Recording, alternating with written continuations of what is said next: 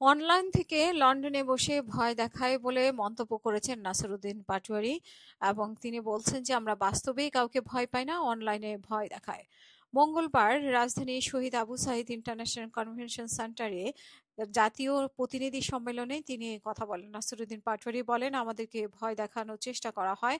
ভয় তো বাংলাদেশ থেকে দেখায় না, লন্ডন থেকে দেখায়। আমরা কি অনলাইনে কাউকে ভয় পাই? বাস্তবে কাউকে ভয় পাই না, অনলাইনে ভয় দেখায়। তিনি বলেন যে ৩০০ গডফাদার নিয়ে শেখ হাসিনার নিস্তার পায়নি। আপনি কিভাবে পাবেন? কোন জায়গায় আপনি স্বপ্ন দেখছেন? সেই স্বপ্নটা আমরা বুঝতে চাই।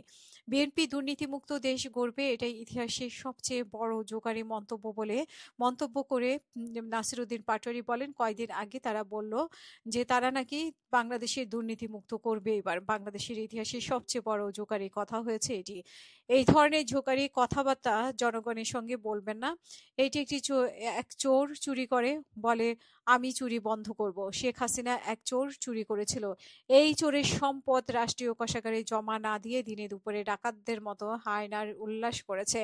বিএনপি নতুন করে মুক্তিযুদ্ধের চেতনা ব্যবসাদার মন্তব্য করে এনসিপির এই নেতা বলেন, আওয়ামী লীগের মুক্তিযুদ্ধের চেতনা ব্যবসা করেছিল, এখন নতুন করে চেতনার ব্যবসাদার হাজির হয়েছে আমাদের সামনে। আমরা তাদের উদ্দেশ্যে বলবো, বাংলাদেশের চেতনা নিয়ে রাজনীতি হয় না। তিনি বলেন যে আমরা যখন বিপ্লব করলাম তখন নতুন দেশ গড়ার প্রচেষ্টা শুরু করলাম।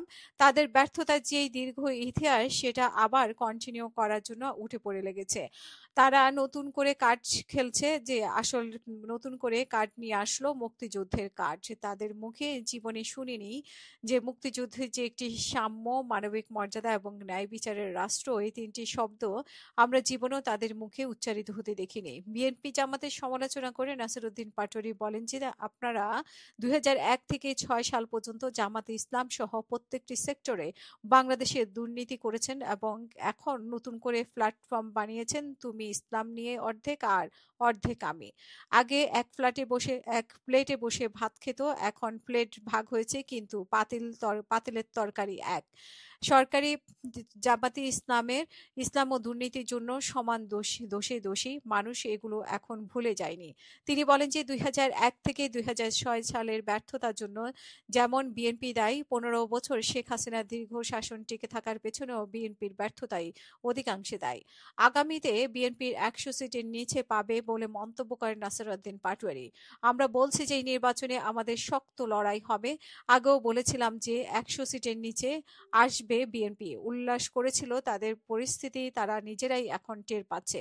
জামাতে ইসলামের নতুন করে পাখনা গজাইছে মন্তব্য করে এনসিপির এই নেতা বলেন, আরেকটা দলের এখন নতুন করে পাংখা গজাইছে জামাতে ইসলাম। তারা এখন ধর্ম ব্যবসা করে জনগণকে বিভ্রান্ত করার চেষ্টা করছে জামাতে ইসলাম। জামাতে ইসলামকে এসব ভণ্ডামি বন্ধ করতে হবে। যদি রাজনীতি করতে চান সোজা পথে আসেন।